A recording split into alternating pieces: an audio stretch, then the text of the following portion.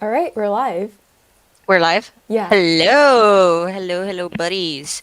Welcome to Portfolio Reviews number five, five of many.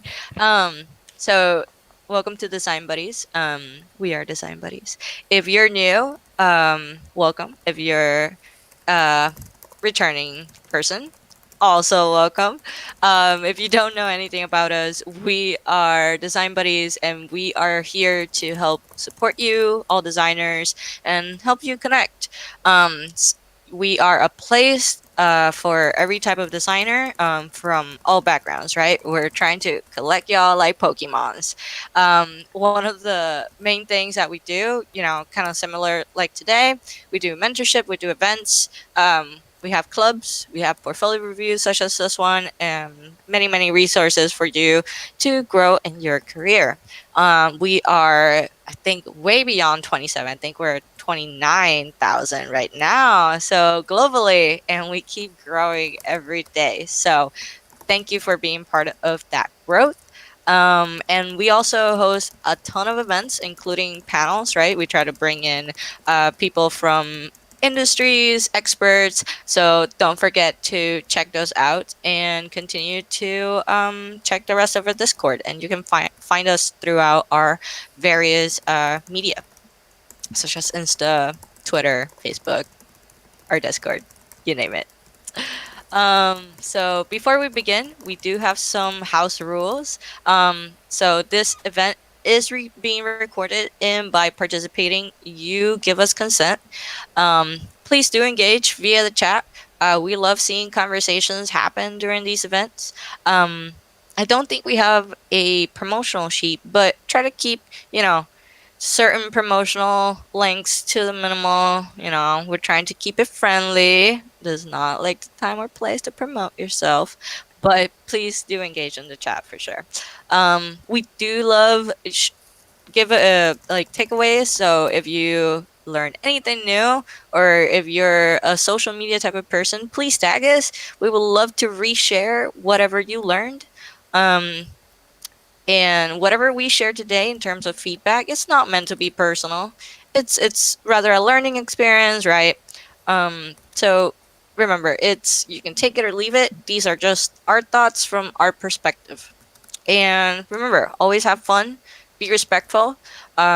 We do have moderators observing, so just to know this is a safe space, and know that you can count on that. So if you don't know me, I am Maggie.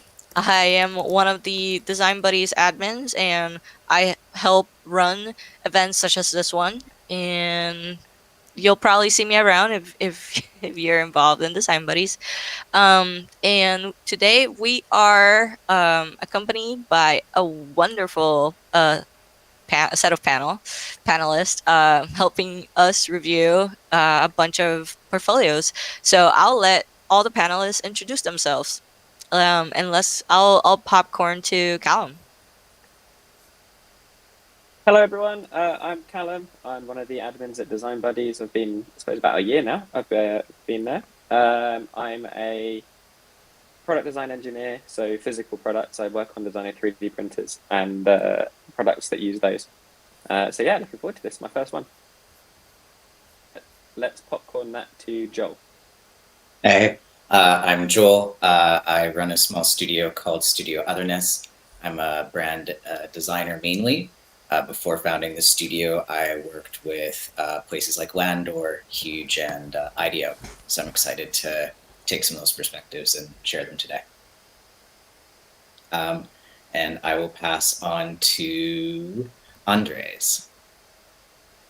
Hi, my name is Andres. I'm a senior UX researcher for Lowe's, and before that, I spent almost 6 years working in the gaming industry as a senior UX researcher for many different game studios. Uh, I I am currently one of the mentors for Design Bodies, and I've been doing so for almost the entirety of the mentorship program with them. And I will pass it out to Siri. you. I'm Siri. I'm currently working as a product design manager for a fintech app at Bank of America. I recently joined Design Buddies as a mentor, and this is my first event with Design Buddies. Looking forward to uh, having a good session with you all. Thank Awesome. you.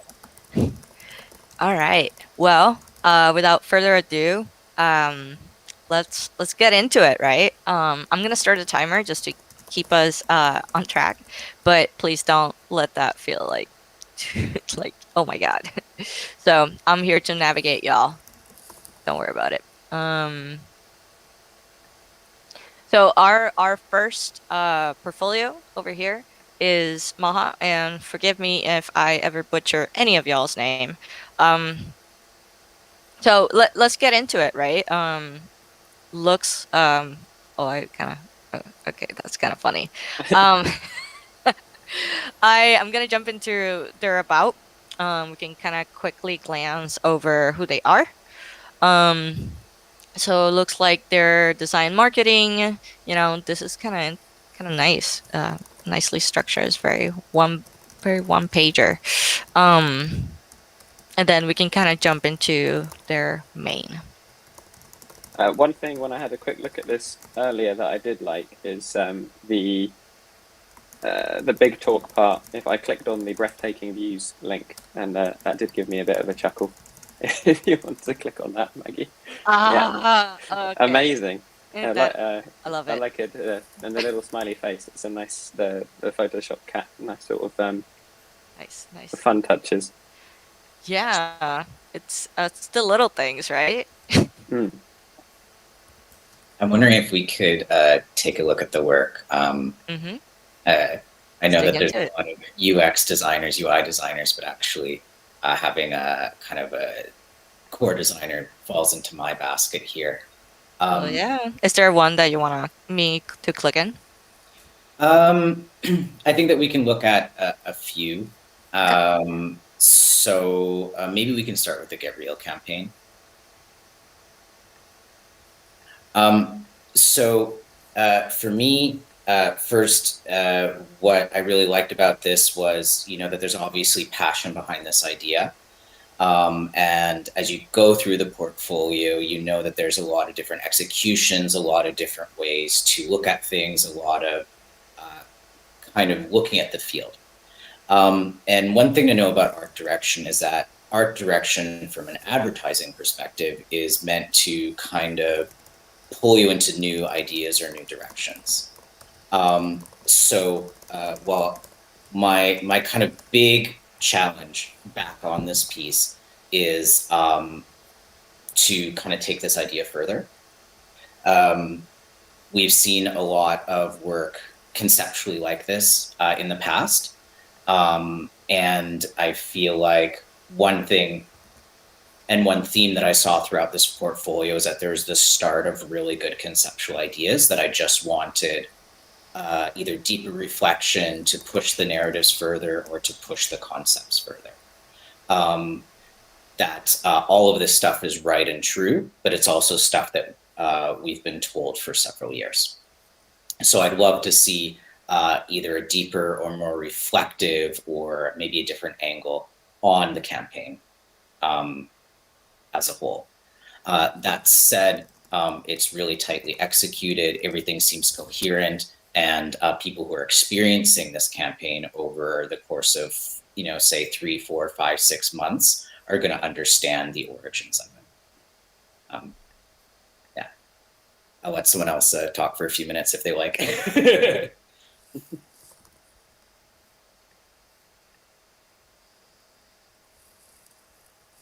The red, black, white billboards, Rattlebones on YouTube are really striking. Yeah, it's a very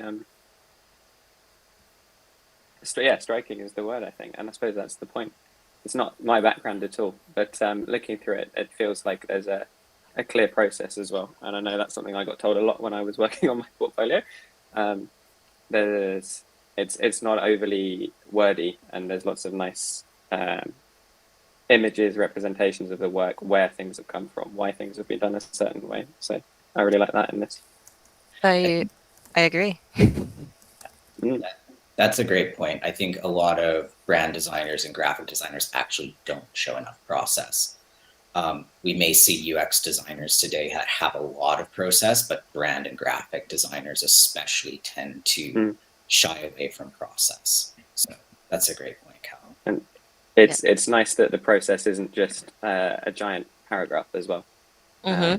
If you can understand it quickly, because as much as I know my portfolio is far too wordy, but you spend all this time explaining it, and then you sort of you give it to someone, and then they'll scroll through it like we are now, up and down, and we can see in this case where it's gone and why, without having to spend 10-15 minutes reading every little bit. So yeah, it's really clear in that way. Yeah, you can tell it's well thought out. There's process behind it, which I think Joel, you kind of pointed that out. You don't see that enough in like different in these type of portfolios, and I don't know. I'm always curious what the thought process is, so I really do enjoy seeing that, because you're like, oh yeah, there is thought behind this. Yeah. Can we hop to maybe one of the other pieces? Yeah, let's do it. Yeah, I'll probably be quiet for the rest of these, so I get my stuff done up top in my discipline here. So one thing I want to comment on between the Get Real campaign, the architectural books, and then if you go down a little bit further, the Merciless. We can go to either the Canadian Centre for Architecture or the Merciless. But when I'm looking at an overall body of work, one thing that struck me here is that between these three major projects, the body image campaign, the architecture books, and the cover for the Merciless, the same visual techniques were used, which is duotoning, a little bit of distortion and like grunging. Very similar typefaces were used. Very similar color approaches were used. When I'm looking to maybe look with junior talent or work with them, what I'm looking for is, can you work with something that's outside of your element? Can you problem solve in ways that may, not always be your favorite taste, but appropriate for the brand at hand? So here, for example, you can see we've got really great layouts, but it's the same technique of using duotones, kind of like how Spotify does. And here again, you can see those same visual techniques being applied, right? It's two tones, things like that. In graphic design and in art direction, it's really, really important that you can show a range of visual problem solving. That way I know that if I hire you, I can put you on a luxury chocolate one day and like yogurt the next, and you're going to be able to stretch to those things.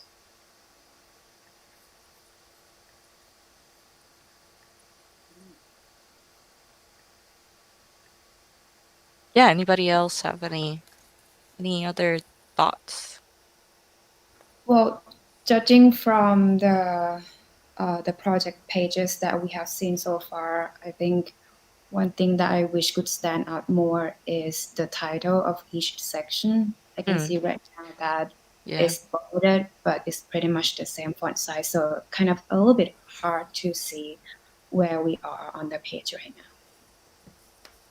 Yeah, I'm a big fan of, I think some of the others we might look at today have it, but and I also need to add it to my portfolio, like I need to do a lot of things, is having, and I know it's not possible always depending on what you've built the site in, but when you have your little progress bar almost, with your sections and you can see what comes.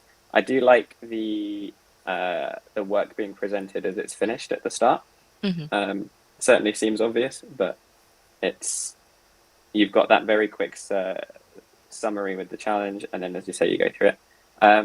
But yeah, it's knowing where it's at, as Siri said. I think where you are and what you're actually looking at.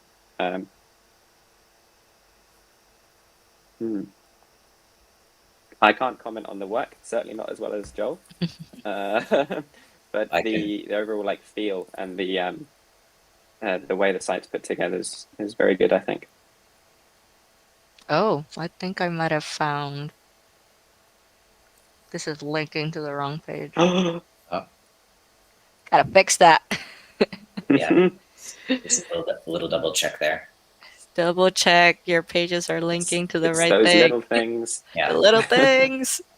No, but I think the work is good. I It's Mm, very interesting to kind of hear from Joel, kind of more on the work mm, itself. I think that that was a good observation in terms of like really pushing yourself, and I think that we can all kind of apply that to ourselves, right? It's kind of what the type of work we're presenting as well. At least on UX, it is debated too. Like it's okay to present similar work if you're trying to go for a very specific type of industry too. mm. But it's kind of interesting to hear like adding some variety is like really pushing yourself in terms of like, I'm starting to pick up like you have like one type of like approach. Um, can I'll you? say Can I challenge if you? if you click on the design stuff link, Yeah. and then if you hit next project, I think I Does it managed work? to get to it, Does it get to work? the page. Yeah, here we go. There So this you might be go. some more Joel fodder, but there is, Yeah. at least to my eye, some slightly different approaches for things, and whether Mhm. it'd be cool to see more exploration of those rather than um, just Yeah. presenting the finished piece. I'm not sure. Yeah, I think this starts to show the range that, you know, I was kind of hoping for, right? We're seeing a little bit more Mhm. techniques, things like that. So maybe it just is about reflecting on the pieces you have right now and saying, okay, and going forward, I know that I think this person is a student, right? So they can take that time in their portfolio over the next year and go, okay, am I playing to my comforts? How can I not use orange anymore, right? You can set those Mhm. types of restrictions for yourself in your own projects. No more Helvetica, no more orange, things like this. If you start to feel comfortable, they're just pixels. You Mhm. know, you can change. You can challenge yourself, right? Yeah. Mm. Cool. Any closing thoughts before we move on to a different portfolio? Yeah, just again, solid work. And I'm putting out these challenges because it's clear that you have the basics under control. Yeah. And as a total outsider, I really appreciate the little details like rhymes with haha Mm. and the little cat That's and the window image, right? yeah, It, exactly what I would say as well. The little touches of personality yeah. that if someone's looking to hire you, it's not just Yep. the same. I am this. I've Yep. got a passion for this. Here's all the work. It's a bit of fun, 100%. and that's a breath of fresh air in a way. Yeah. Also, having a unique name Yeah. that helps a lot because the amount of times that you hear the how do I pronounce your name again is very helpful. Yeah. Absolutely. See, I would say this is a good example everybody can kind of take away. If you're watching from home, these are the little things we talk about when we talk about personality, right? We don't want to generalize it in terms of like you need a statement. No, like even little things like this. Is a good way to show your personality. All right, cool. Let's jump into a different portfolio. I'm gonna reset my timer here. Um, Mia, Mia, maybe. Um, I believe UX designer. So let's dig into the about first. Oh, okay, it's a one pager. I Oh, see. I'm gonna have to say, Mags, if you can go back to the homepage and click and Yeah, drag. click, click. Oh, okay. Well, I'm This I gonna. really liked when I first So I started have work. a I'm not sure how comment. well it's coming Oh. through, but I have a comment about this actually. While it looks cool, I think mm, from a Mm, user standpoint, it is not working very well. yeah. Um, yeah, you kind of can't focus on anything, and things are kind of floating here and there. And especially, I was actually looking at this portfolio on mobile, Mm-hmm. and I tried to scroll down, and it just flowed left and right. So it turned out I essentially just stopped looking at it after a while. Yeah. Yeah. I'm personally not a fan either. I know what you're trying to do here in terms of like maybe uniqueness, adding a little bit of interaction. but it can really add a distracting element for sure. Especially Maybe if if it's that's if it's kind of all sorry. wild like this too. Like I don't know which direction I need to go to. Yeah, it made me go, oh, that's cool, as the 3D guy here, if Yeah. you like. When I saw the spline logo appear when it was loading, I went, oh, okay, what's this then? I don't know if you could even do something like constrain the Yeah. rotation so you can only go up and down or something. Yeah. But it was a bit of fun. It made me go, oh, that's interesting. But if it does, I haven't seen it on mobile. And as Siri says, hmm I can't remember the stats for when I was applying for jobs, but I was quite surprised how many people were looking at my portfolio on their phone. Yeah, that's an interesting call out that we're seeing nowadays. We try to optimize our portfolios for desktop, but maybe mm, one thing we should need to start thinking about is definitely mobile. I think we're starting to see more people check them out on mobile. mm. I don't know if they're in a rush. Also, really Mm. careful with this because Maggie, thank you for stopping. I was getting dizzy. Sorry. So, and I know that the portfolio touches a lot on VR and AR elements. If you do Mm, something like this, motion sickness has to be like a priority of something that hmm you think of, because hmm that's a problem that a lot of people have with these type of technologies. So doing something that can induce motion sickness in people is actually going to be something that you well, have to it's take really into strange. consideration, and that is one of the main things that you have to do, especially because, like, as you can see, exploring game UX and virtual reality designs, that's a big thing that a lot of projects have some issues with. It's the fact that you need to take into consideration what you can do in order to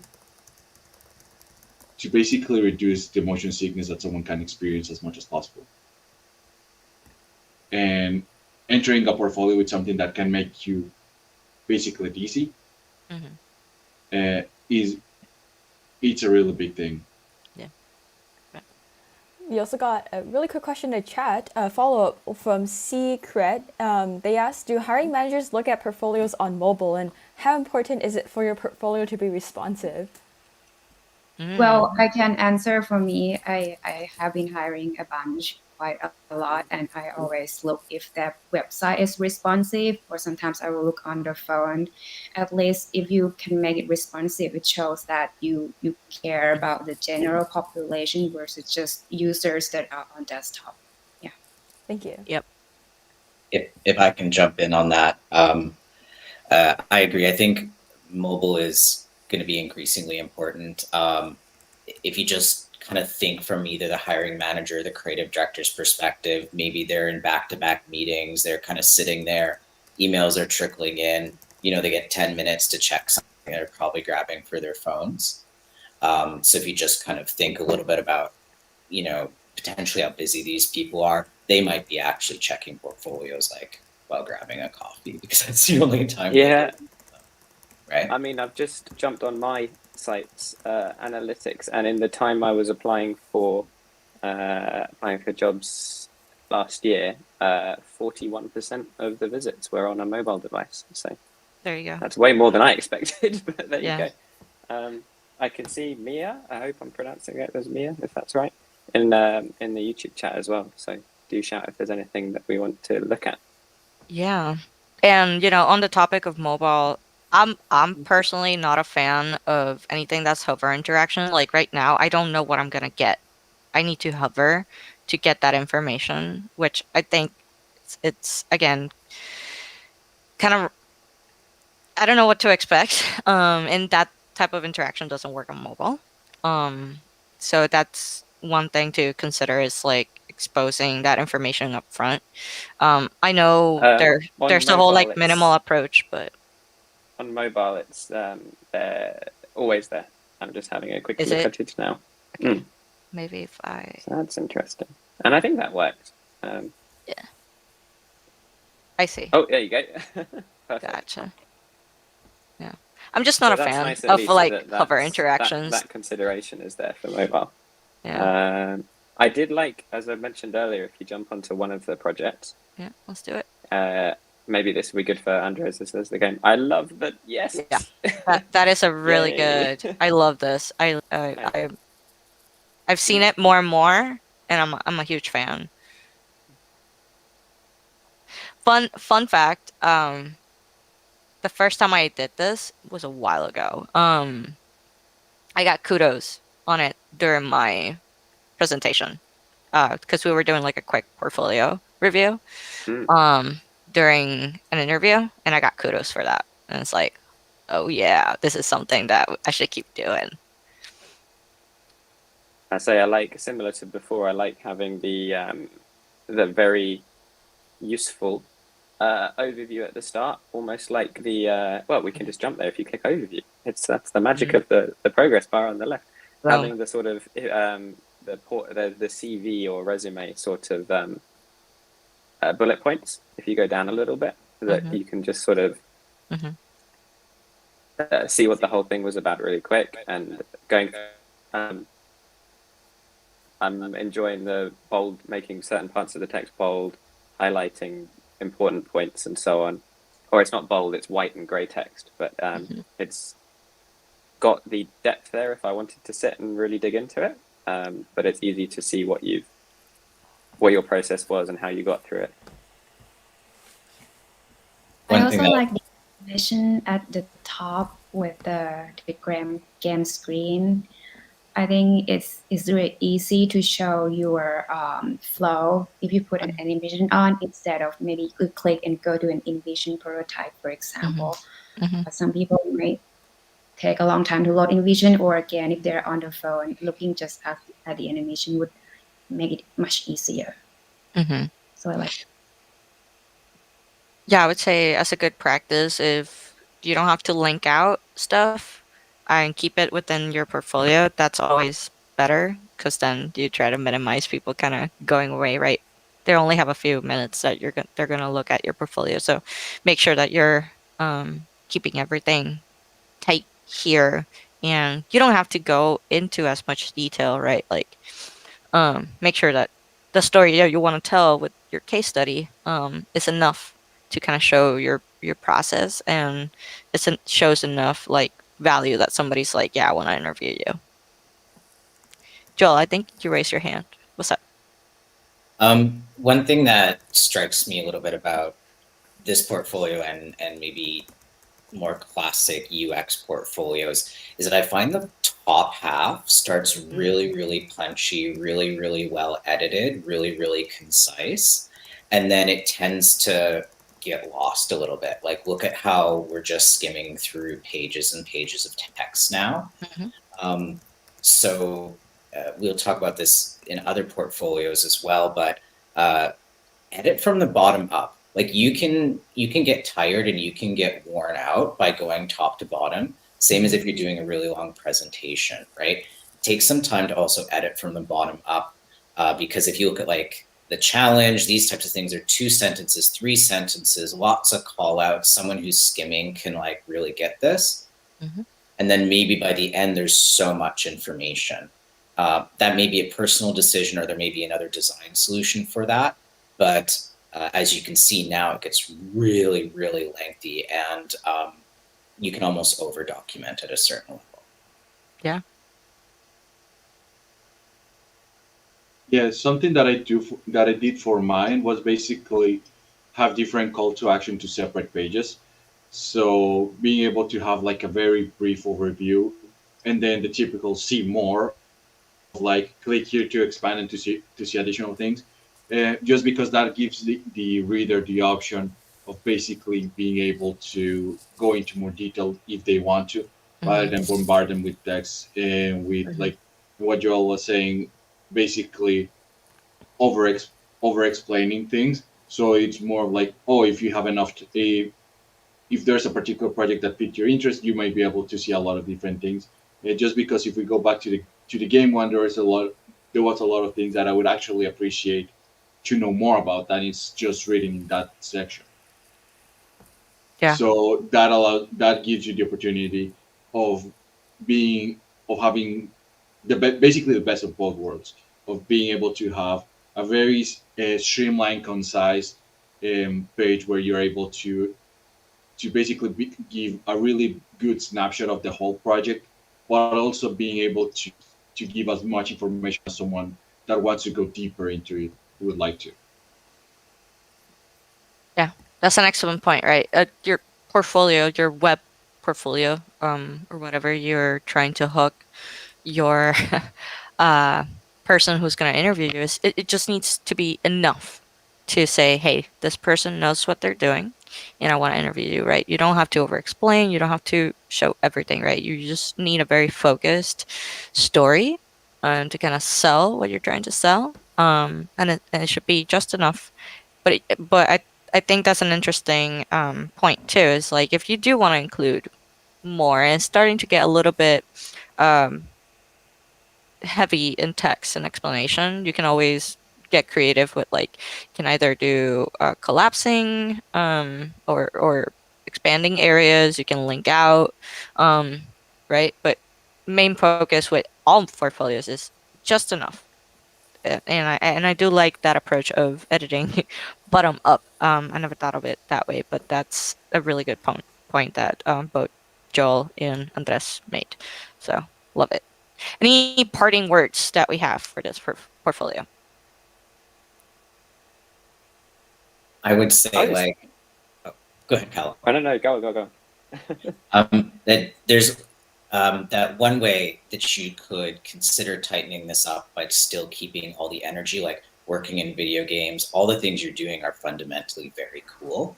And I'm wondering if more slideshows or carousels or video type of atmospheric showing process, almost like sizzle reels or demo reels, could help you here, right? And I think that's one thing you could think about. And yeah, the other one is progressive disclosure, right? Mhm. How far do I want to go? Can I have the option as a UX experience to guide my own path?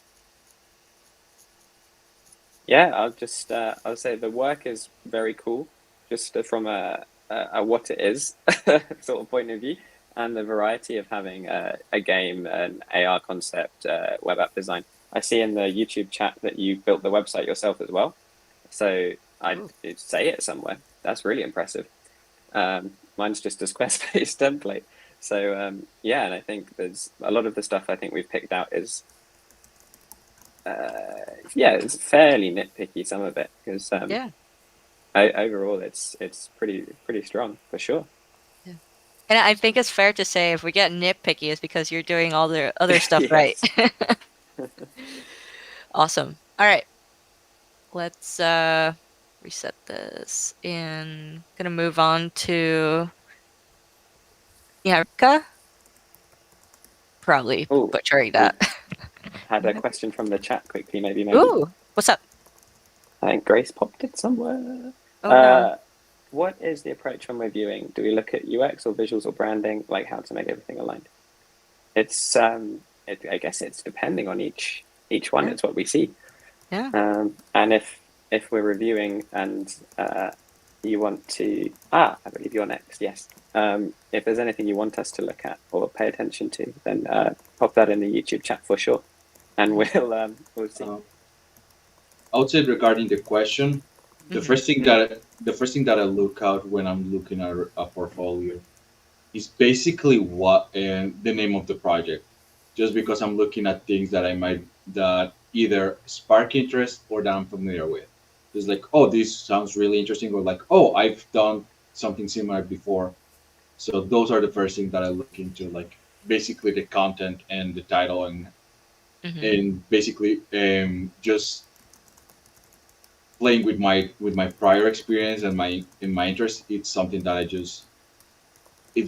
I basically do. I know that a lot of people tend to put, as a rule of thumb, put their best project first, but I end up just hovering over to like what I know of, and what I'm interested in. So for me, it's like fairly selfish, kind of. Mhm. Yeah, and I think that's a good like point. Like you don't know what the other person or how the other person's gonna react. Like we all come in with our own like preferences and biases. So trying to cater your portfolio for everybody is kind of unrealistic, but picking up best practices is the best way to go, right? If it's not meant to be, it's not meant to be. So again, no portfolio is ever perfect. So you just got to try your best to tell your story. Cool. Yeah, if there's any other questions, let me know, because I do not have the YouTube chat open or the Discord, so feel free to interrupt me. Let's see. Quickly jump into the about here. Very nice, very nice. It's nice to always see a little bit of personality. I like that. Short and sweet. Perhaps we can jump into one of these. I'm gonna do a panelist. Which one should we jump into?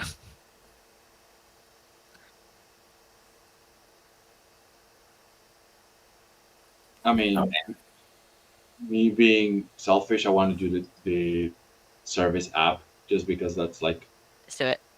the one that I was like, ooh, what's that? Let's do it. I really like this. If this is like your own illustration, very cool. Like, I really like that, but that's an assumption. I don't know. I would hope it is. Cool. One very little nitpicky thing, and Mhm. it's one thing that I am maybe too hot on, is it's just apostrophes. We've got let's, and then we've got let's right underneath, and it might be fine if it's spread out, but, and especially the one cardinal rule of something not to write anywhere in a CV or portfolio is I for detail, because as soon as something like that happens, you're in trouble. As I say, that's normally a small thing, and I wouldn't fret too much. But just if you can stick the whole thing through a spell checker, and you're good to go. Yeah. If y'all haven't thrown in your words into a spell checker, please do, or Grammarly, or any service that kind of helps spit out how long it is and reading level, right? I've been using Hemingway to also see what the reading level is. I think that's a good way to also capture jargon or like really heavy sentences or other stuff like that. So if you haven't done that, do it. Put it on your to-do list. Also, Niharika asked a follow-up question. When you were choosing projects, the question is, do you also look for projects from certain domain? Like, if there's no domain specific, is the portfolio rejected? So I'm assuming this means like if you're like a games UX hiring manager, like do you look at games UX projects and yeah, like or fintech, like you only look at like fintech projects. Well, I mean, can answer as a fintech designer.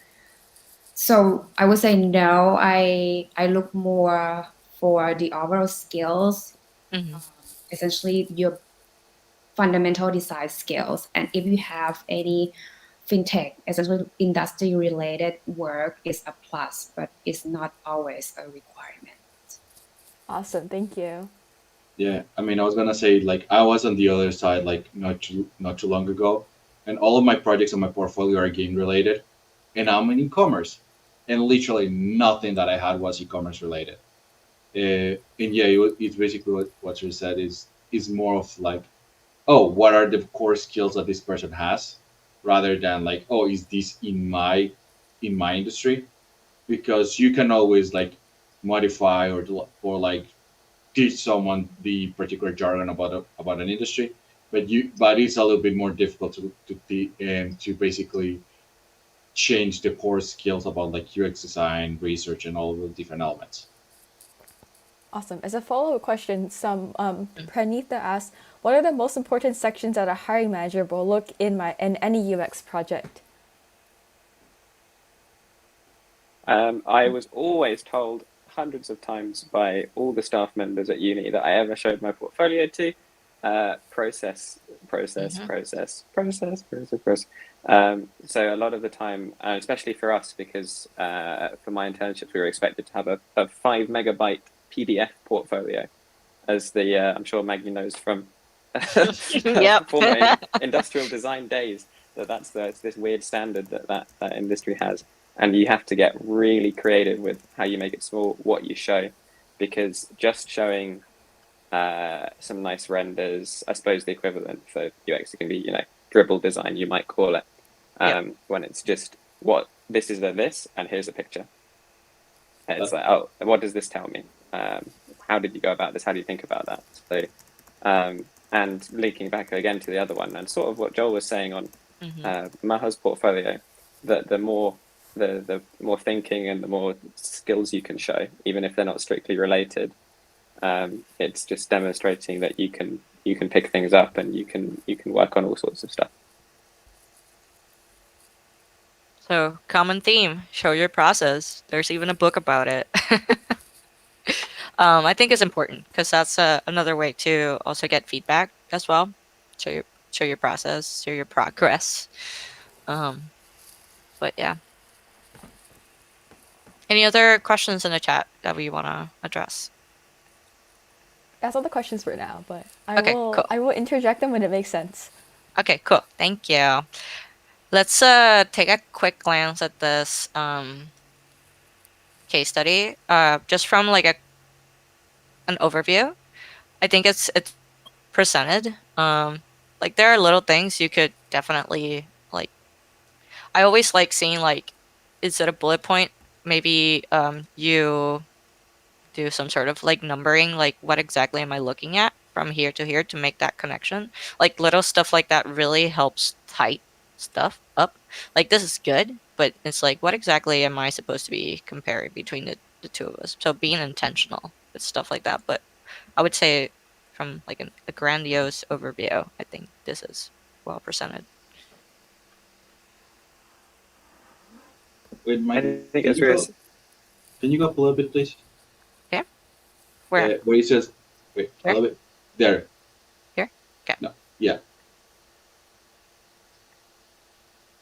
So what do you mean by certain methods? So if you're going to start talking about research, that is something that you want to be very careful.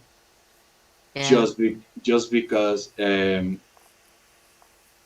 if you're not too familiar with like UX research, or like your hiring manager, it's more of like a designer focus. It might be confusing for them, and then if you have a hiring manager that's more research focused, they're gonna be able to like see through the cracks when it comes to like like for example, what do you mean by I use certain methods such as SurveyMonkey? That SurveyMonkey is like SurveyMonkey tool.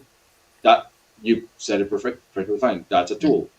It's not. It's like, do you use qualitative approaches? Do you use surveys in that regard when it comes to the survey? And now you said like I took answers to questions such as like.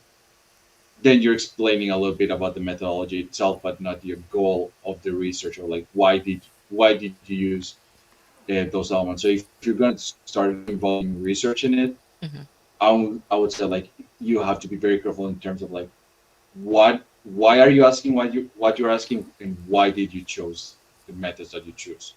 Just because it's you don't want to just be like, oh, I did a survey because everyone does surveys.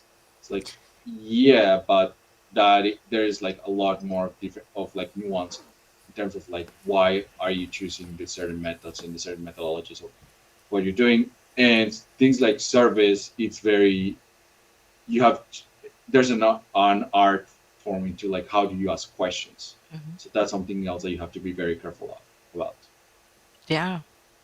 There's a lot of conversations around doing process for the sake of process. So be careful not to fall for that trap. Be very intentional, even with your words. Like I did this because it was going to lead to that, right? So with every process, it's like I'm being very intentional. I'm doing a survey because I know that will lead to insights, which will lead me to my first iteration, right? So being very intentional as to and saying it, of course, as to why you're doing the thing you're doing, and it's very important. I think something it's easy to do as well with things like a survey or personas quite a lot. I can't remember who wrote an article on that, but it was a very good one. With that process for the sake of process thing. If you are going to use it, there's nothing wrong with that. That's totally fine. but if you can link back to it, so if your persona is XYZ, why later on when you're doing your wireframes or you're testing it with users, how are you making sure that you've achieved what you wanted to for that user, that persona? With surveys and things, you can ask similar questions about the original app to your prototype, and then say, oh, well, 20% more people preferred this about my version of it than theirs, and then you can start to quantify things. Yeah. It's not, I suppose, process, not just in here's what I did, but the why and the how everything links together, and why yours is better at the end, hopefully. Yeah. How does everything connect, and why do I care about this? Speaking of process, a follow-up question really quick by Maha is, does the emphasis on showing process depend on our roles? For instance, I heard an art director does not need to show process of a specific design decision as they are not a designer. I think that for UX, there is way more emphasis on process because their process has to enable the building of an app or have an outcome, right? UX is fundamentally a research role. For an art director, there is less emphasis. However, I would say that the industry discussion is increasingly in design, graphic design, branding design, art direction. Are you just copying someone else's idea, or are you actually delivering something new? And can you think? And can you think laterally? And can you think creatively and abstractly? So I would say showing the work and showing the thinking is a critical competitive advantage. Not a necessity, but a very, very big advantage in art direction. Yeah, to add to that, I was actually an art director before in advertising. So when I created portfolios or look at other art directors' portfolios, they would show just the end product. And why is that? Because in advertising, when you see the ad, you immediately get the message. And if you don't, then that ad is pretty much a failure. So it is not necessary for most portfolios to add a lot of details to why you came up with that. But it is always nice to see the thought process because you have to use your ideas as an art director. And if we know how you come up with that idea, it will help strengthen your candidacy.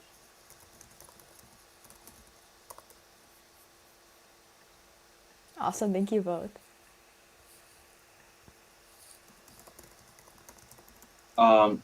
Also, like we were saying, like just be careful for the when you're using process for the sake of process. That's something that I've seen a lot. It's like everyone has personas. Why? I don't know, because, and I can tell you this right now. I've only used personas a handful of times in 6 years as a researcher. So I don't know why a lot of people use personas so prevalently, because at least for what I do, once they established them like a really long time ago, and we just refer to them. We don't make them from scratch new all the time. So Yeah. I would say, as I kind of got all the way down, it was kind of, what's the word? It was kind of rough that it ended here. I feel like there's no closure to this, so it's always good to add a little bit of closure, maybe some sort of conclusion or outcome of what happened. Again, think of it as kind of like the story that you're telling, because otherwise it kind of feels like you've left me you dropped mid sentence. Yeah, I think you've put it in the Whirlpool project. It has a what have I learned Yeah. section, which is always really good, both for yourself and I think for other people to see. And it's good to be honest in those. Because if you're showing that you've learned. One thing I'd be interested to see what everyone else thinks. If we look at the different projects, that the style, the visual design for the presentation of each project is different, and I can see it seems to be matching so if you jump on the whirlpool one, say, oh, sorry, I'm a Project little behind. itself. Yeah. It's in that style and with that color, and the color matching is definitely interesting. I'll just be interested to see what everyone else thinks about the different things like typefaces and the style. That's not my domain, so I'm not sure. Ooh, careful Either here. way. Looks like this is an image instead of text. That's not good. Personally, I got criticized for that once, that I was using too many fonts. That was a while ago, but that was one thing that came up. It's like, stop using so many type of like fonts and font treatments. So that was kind of interesting to hear. I think the fonts that we're seeing are and the overall colorways are related to almost the projects. So like there's almost been a micro brand created for each one of these projects, right? And therefore the type is changing and things like this. So here you can see actually between the other two projects that we reviewed, there was a closer connection. Here there's a jump to the point where you would say like, oh, is it actually the same designer? But the prior to Whirlpool and the Let's Service app, I think for me we're intolerant. We're within tolerance of like, okay, there's not too many fonts here, things like this, and the grids were all very the same, and the softness of the sensibility and some of the illustrations carried through. So.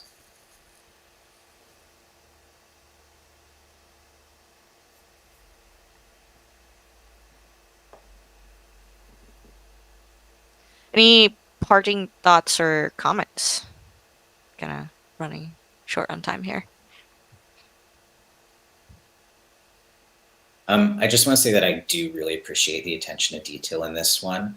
That, again, from the colorways, from the typesetting, things like this, it's great to see almost a through line of the design sensibility, even though Naharika's focus is UX design. The charts all felt like they came from the same place. It wasn't just kind of copied and pasted from presentations to the client, things like this. Someone had actually worked through the entire thing.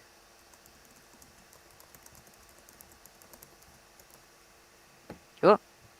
I know we're a little bit short on time, but we can try to squeeze in one more. Last but not least, we have Serena. Again, hopefully I'm saying your name right. So let me quickly jump here into about not much. Okay, but we have another UX1 here. You can kind of quickly glance at the different projects. We have a events website, a mobile app, a refugee mentoring, and another app. Anybody particularly interested in one? Joel? Yeah, can we do the Calgary one? I spent a lot of time thinking about this one. The Immigrants of Distinction one. Okay. This one? Nope. No. Immigrants of Distinction top one. Yeah. Okay. Let's go for it.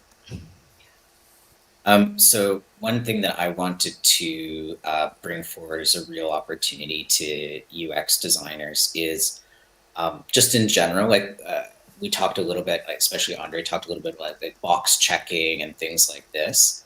What I would love to see as a communications designer is copywriting.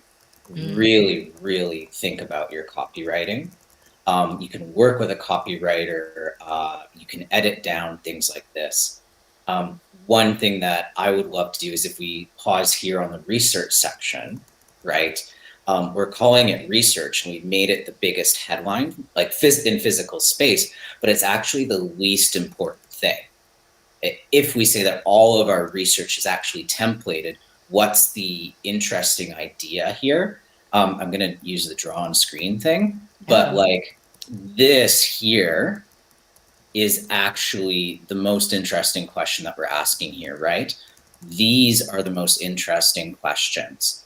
So if you could imagine more like a magazine design, they would take these questions and put them really big. Think about this as a story that you're leading me through, right? And then this is like a pull quote or something like this. When you're think about this, so what? This is research. So what? We did a UX audit. So what? Well, what does success mean to these people? And can they make better decisions? Oh, that's an interesting story. Tell me that. And that means effectively that I'm kind of cutting a lot of this and going to this here, right?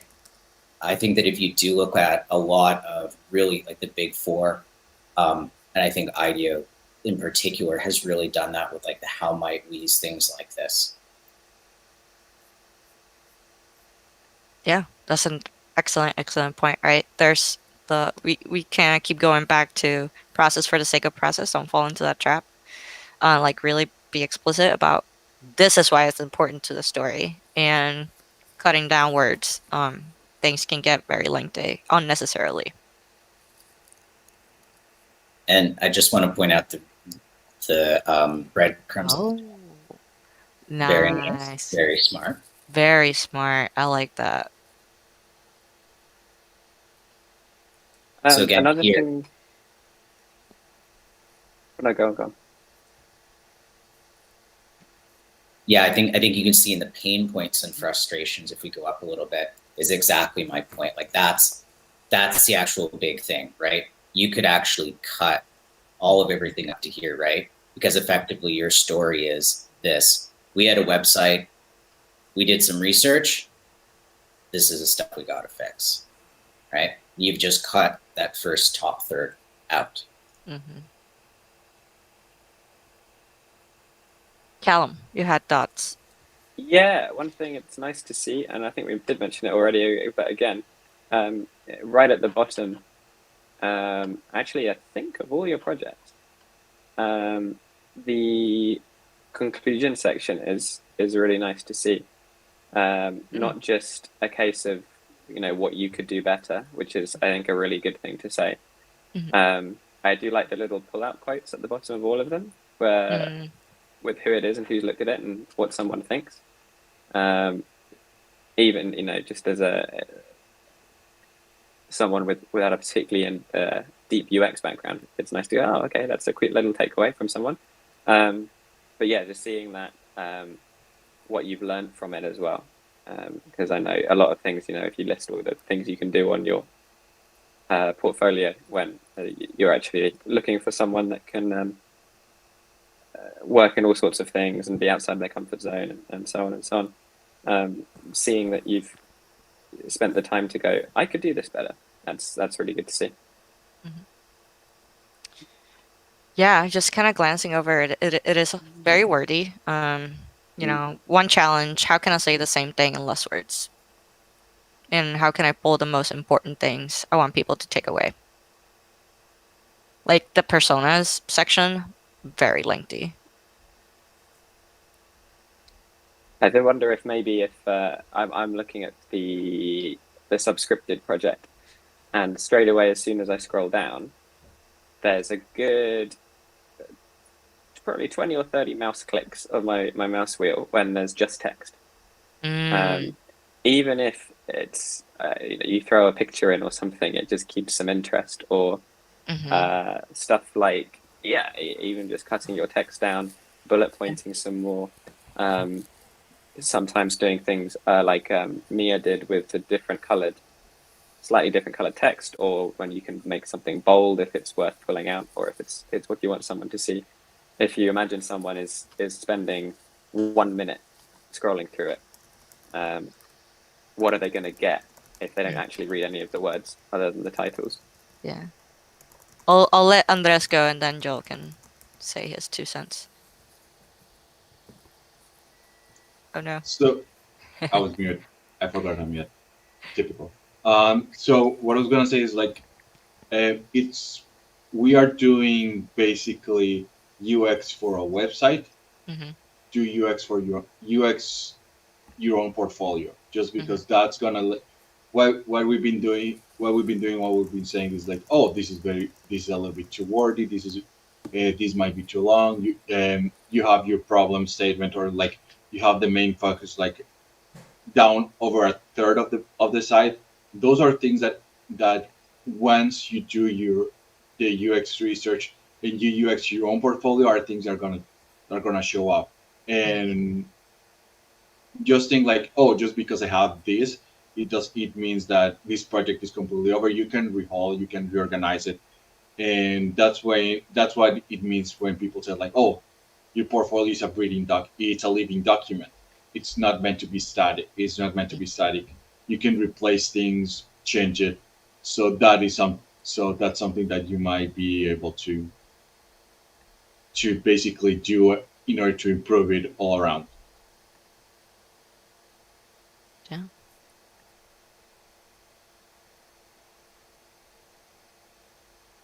One thing I could see looking really nice is taking some of these quotes and again moving them to the top. Mm. There's a book called like Why Ideas Stick or Sticky Ideas. Mm. I think that is a really smart read for a lot of UX designers, UX researchers. Again, really about that so what type of idea. Yeah.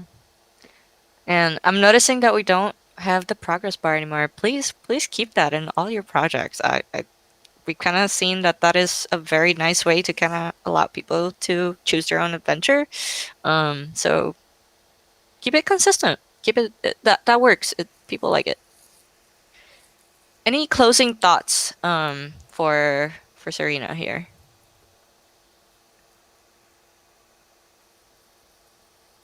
I think that when I read her bio, I saw there's a little bit like maybe nursing degree, like a really different type of history, Mm. nursing and physiology. I think I can see some of that rigor and some of that diligence here, and I do deeply like appreciate that. Um, I don't know if there's a way to bring that more into your design practice as you mature, things like that. Yeah, so I just thought that that was interesting and how that kind of translated into the execution of the portfolio. And I think that text heavy approach might also come partially from a more text heavy discipline, right, of nursing and science. Good point. Anybody else?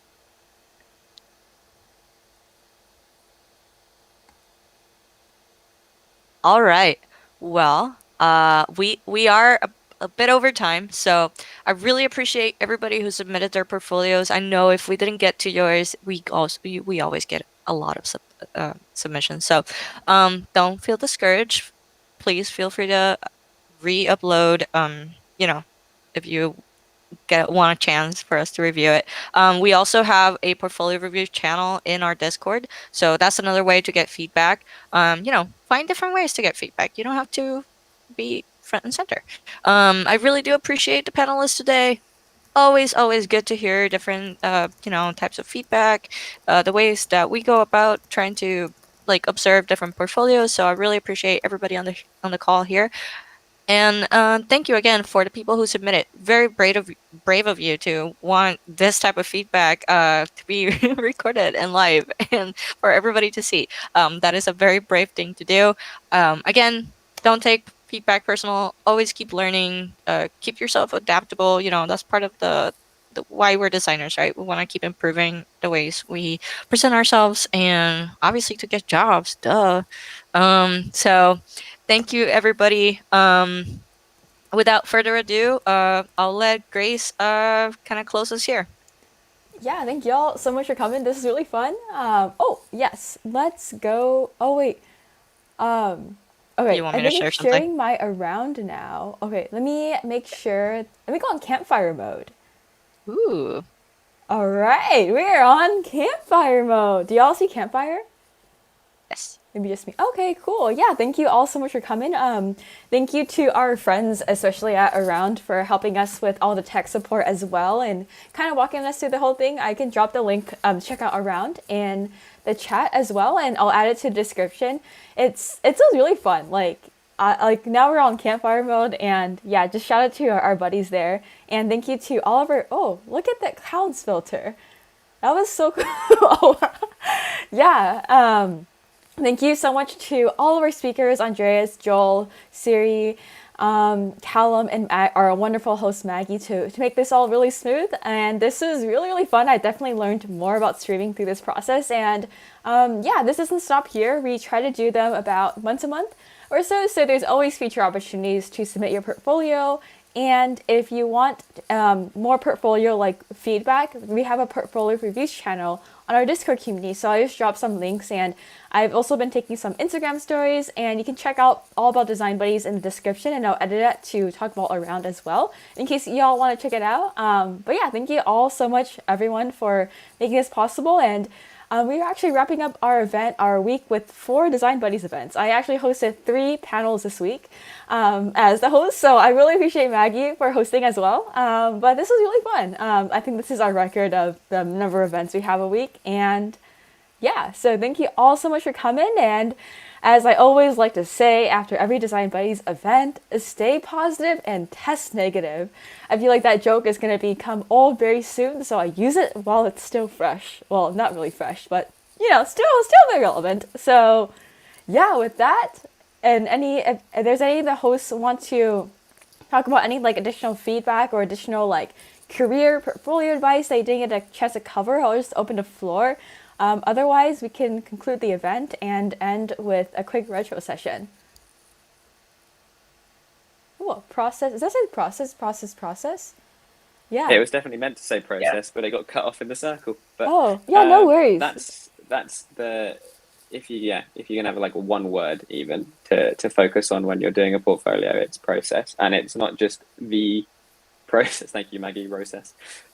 It's not just process as in, oh, here's a persona, here's some wireframes, here's what I did. It's what you do, how you think, and so what makes you different from the other 50 portfolios that the person looking over them is going to be seeing. Yeah, what I would say is be very intentional with what you're having and what you're putting. Borrowing this from music, music is not just what you play, but also what you don't. It's like there's value when it comes to like different things in there's value and interest in silence. So if you don't need something, don't use it just because you can.